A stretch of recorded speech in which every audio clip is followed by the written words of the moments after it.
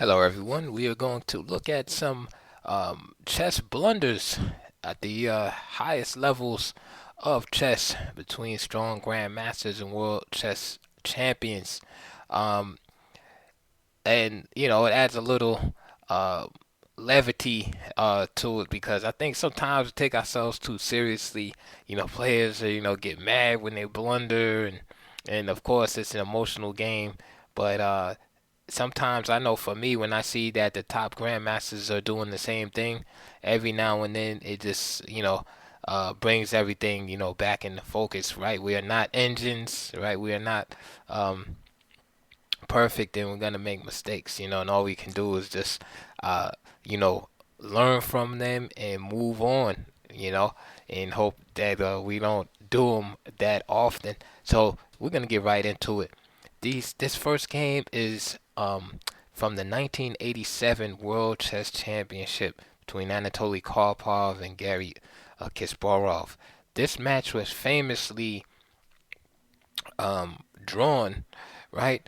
And Karpov only needed a draw in the final game in Game 24, and he would have retained. He would have regained the title, world champion back again. But as he was ahead, but Gary Kasparov actually won the final game, and thus drawing the match and then retaining his title.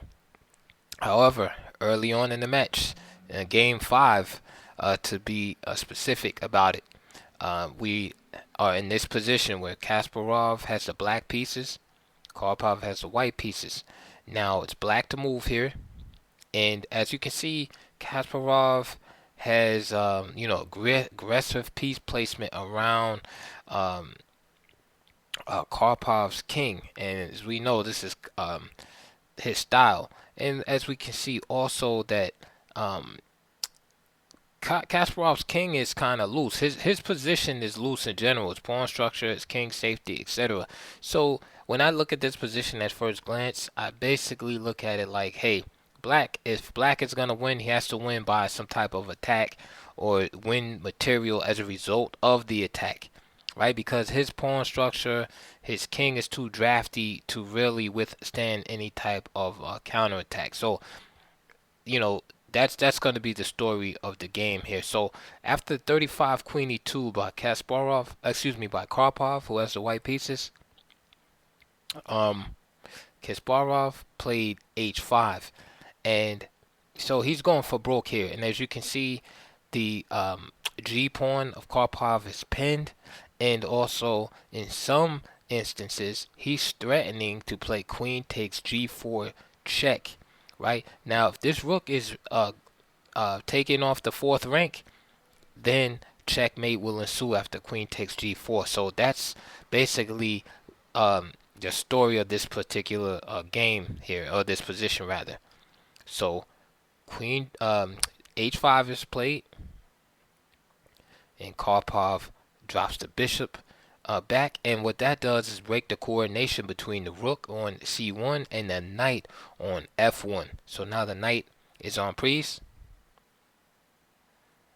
and now Kasparov just attacks the rook on A4. So the what it does is create a problem here, because if since the rook and knight are cut off from each other, it basically ruins the coordination of the black pieces, because the bishop on e3 can't really move because the bishop is protecting the rook, and the knight, um, if the the knight is just hanging there. So all Kasparov can do is just start trying to basically counterattack. Everything is like hanging by a thread. So the rook is attacked, and Karpov just simply snatches this pawn. Okay, so he snatches the A pawn and he protects his rook at the same time.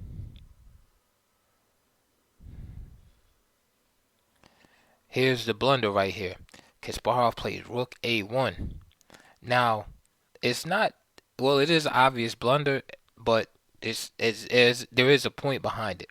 Remember that I mentioned earlier that if the rook was to move off the fourth rank, then that would expose um, white to this checkmate of queen takes g4. So that's what rook a1 is about.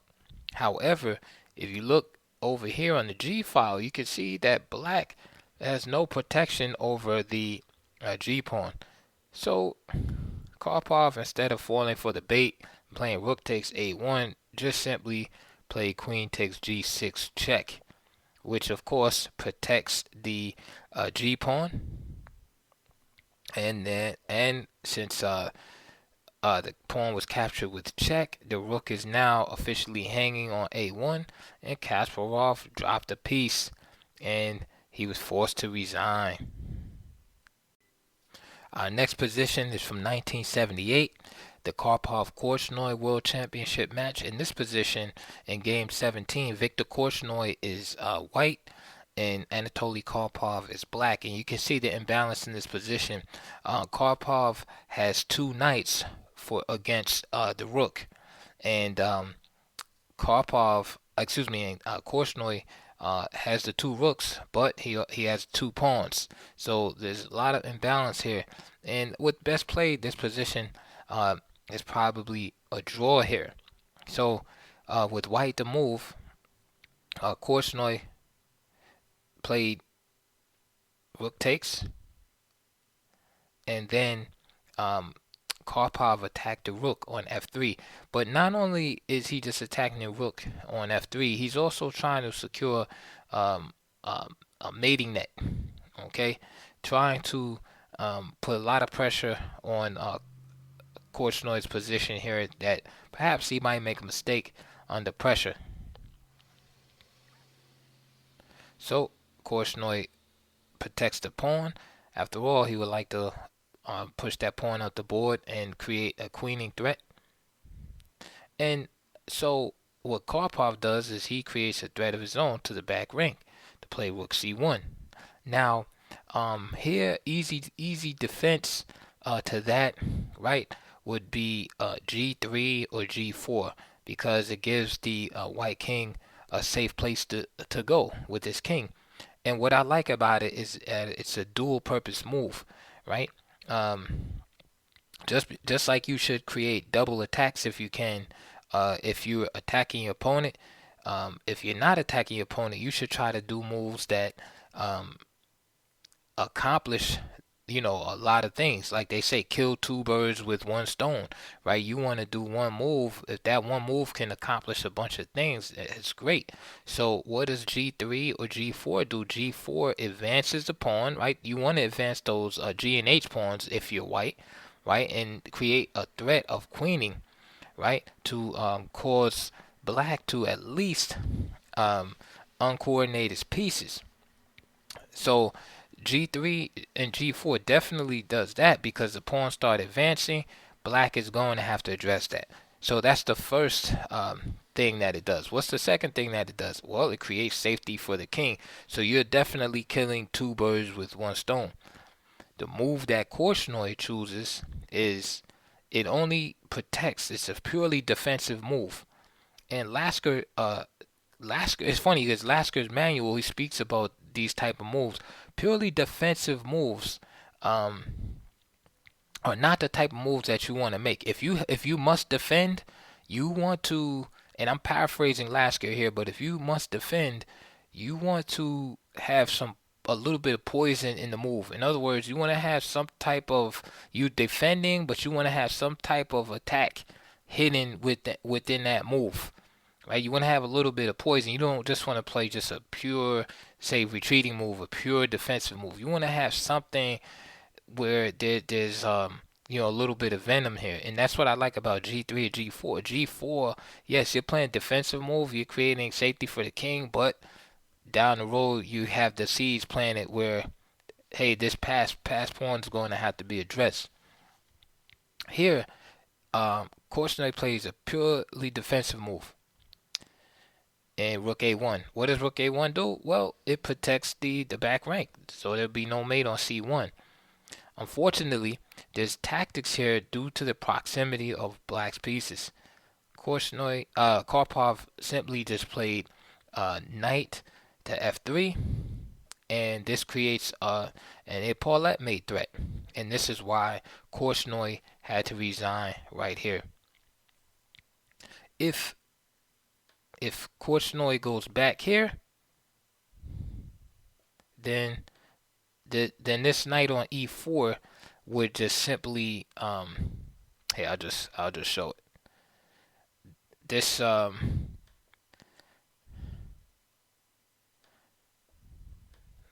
second. There we go. So king f1. I'm sorry, king h1 would just simply be met by knight f2 checkmate, and that's called the epaulet mate. All right. If g takes f3, then you have the same idea, and you can see the proximity of the king and the knight keeps the king from going to the f file. So have the same thing now. The rook has the king cut off, and again, and so that's why Korchnoi had to resign. What's interesting about this game too is losing the game like this, game 17, is that this match actually went to the final game. It was tied 5-5 in the final game, and Karpov actually won. Or it was 5-5 going to the last few games, and I believe Karpov won game 32. Forgive me, I need to look that up again. It's been a long time, but Karpov won game 32 to pull out the match. So this match was like super close. So to lose a game like this was definitely critical and could have been the difference between Korchnoi becoming a world champion instead of us talking about him being one of the strongest players never to win the world championship. In our next position, we have David Bronstein with the white pieces versus Mikhail Bavinnik with the black pieces. And this is from the 1951 chess championship, which was drawn at 12 games apiece. And I'm sorry, 12 games apiece. it was drawn, and this is probably a championship that got away for Bronstein. He was the stronger player throughout the match, the better player, and there's all kind of like rumors about things that went on behind the scenes, etc., etc. But just looking at the play on the board, Bronstein probably, in looking over this match, Bronstein probably should have been one of the players to defeat Bavinnik. He probably would have lost in the next year, as all the players usually lost to Bavinnik in a rematch. But yeah, this game right here was just this big blunder by Bronstein here. So after king f4, we see Bronstein has this passed pawn rolling up the board. The bishop is going to have to sacrifice itself. But Bavinnik luckily has an e-pawn coming down the board. So that's going to be his saving grace there. So here, Bronstein plays f7. Bavinnik gives up the bishop. And now he starts pushing this pawn here. So he plays e4. And Bronstein figures he to snap off the b pawn here. But after e3, Bronstein plays this move. Very national move, king c2, because he figures, hey, after all, he could just get in front of this pawn, right? And he'll be able to draw it.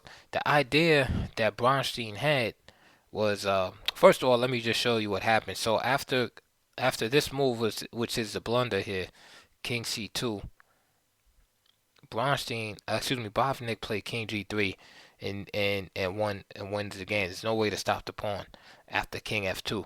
The reason why king g3 is important here is because it doesn't allow white to be able to check with the knight. Bronstein was expecting this move, king to f3, which then allows knight f7, e2, knight e5 check, You see how the knight is able to come to the rescue. King f2, and then knight d3, and then you can see after king f1, and then the knight is able to arrest the pawn. Okay, so to Bronstein's chagrin, um, Botvinnik didn't cooperate with that narrative and just played king g3, and he was forced to resign here. So although a little bit less obvious than the other blunders, it was um, still like a great blunder in a pretty easy draw that Bronstein should have had right there. So it's almost that it's hard to say he was swindled, but he kind of like swindled himself in that position. Next position is from the 1892 match between Mikhail Shigorin with the white pieces versus William Steinitz. Now, Wilhelm Steinitz. Now, the white pieces, as you can see, Shigorin is up a piece. This position is imbalanced, but white is winning here. White is definitely better in this position. Yes, it comes from out of a king's gambit, so that's why the position looks like it does. Um, I think they were playing. The match was the first player to win 10 games, I believe, and I think the score was like 9-8. So they had a lot of decisive games back then. It wasn't like all the draws nowadays. So it was like these players were, make a lot of mistakes, and but it was made for some exciting chess. And here, Shigorin is down 9-8, so he's up a piece here, and he has a chance to win the game with the white pieces and tie the match up. And then the final game would be like a winner takes all scenario. However, Shigorin would not be world champion, right? Although he is the father of the Soviet school of chess, he would not become world champion um, because of moves like this right here. He played bishop b4 in just a tremendous oversight. And you can see Steinitz is threatening mate here, and that's exactly what happened. It's just simply rook takes h2 was played, and then Shigorin resigned. So happens to the best of us. Like we hallucinate and see things, but that kind of blunder with such high stakes on a line, man. I mean, whew, that'll make a guy that'll make a guy start drinking. Goodness gracious. And here is our final one for this video. Of course, we're going to do some more blunder videos. And this is just one, although it's not at World Championship level. This one is from 1988 between Alonso Zapata and Vichy Anand with the black pieces. So here's a pretty famous one. And I start from the beginning because the game is very short. So again, Zapata has the white pieces, Anand with the black pieces. So e4, e5. After all, what could happen? Knight f3, knight f6, the Russian game, or Petrov's defense. And knight takes, right? e5, or in theory d6, knight f3, Anand takes e4, and now knight c3. So here's this so-called Nimzovich attack, which became popular a few years ago. We saw a whole bunch of grandmasters playing this in like the 2000s, right? That knight takes c3, etc., etc. At this time, though, Anand went for this line, bishop f5, which is, of course, quite dubious. And after queen e2, he simply resigned here. Of course, the threat being d3, and there's no way to protect this knight. And I know some of you weaker players out there, or just players not familiar with this line, or saying, well, what about Queen E7? Queen E7 is refuted by Knight D5. There's really no good place to put the queen without giving up this check on C7 and just losing material. So basically, if Queen E7, Knight D5, and White is just off to the races, right? To be better. If Queen E6, then Knight takes C7 check, and then you're gonna lose the queen. So you're either gonna drop the queen or the rook, um, and definitely the knight is going to be lost on D3. So with that said, the next question is, well, why would Anand play? He's already very strong player at this time, right? Why would he play this line? Well, the story goes that Anand saw this line played between Miles and Anthony Miles, British Grandmaster, and Larry Christensen, American Grandmaster, two strong Grandmasters in their own right. And he saw the analysis in Informator, which is, for those of you who are too young, to remember the pre-engine age of chess. A lot of games will be published in this like a booklet, a magazine format called the Informator, all the latest games, between grandmasters, and it would have analysis by different grandmasters, so you could see the latest games, latest ideas, um, and decide if you wanted to pick up a new opening or try some new idea. So Anand saw this game between Miles and Christensen, and then so the analysis said that black is safe, right? Black is equal, and the game itself between Miles and Christensen ended in a draw. So two errors Anand made. One was that he just trusted the analysis without playing through it himself. That's the first mistake. Two is that he did not know that Miles and Christensen had already prearranged the game to be drawn. So nobody was trying to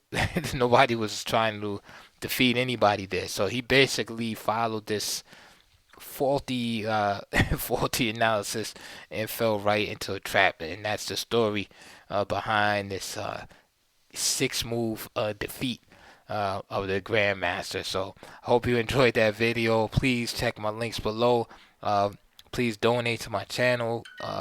That will be very, very good as far as supporting the channel and me making more videos. I have about 600 videos on the channel. Check them out. Different topics, openings, end games, middle games, anything you could think of. Compilation videos. Below in the links, you'll find a donation link, of course, but below that, you'll find links to DVDs and some books. If you're interested in books, DVDs usually related to whatever subject matter I'm talking about. So check the links below. Please like, subscribe, thumbs up, and all of that stuff, because it helps move my videos along in the YouTube algorithm. Okay, so we're gonna do a few more of these type of videos. These blunders are interesting to me, and it shows us again, reminds us all that before we get all bent out of shape when we make a blunder.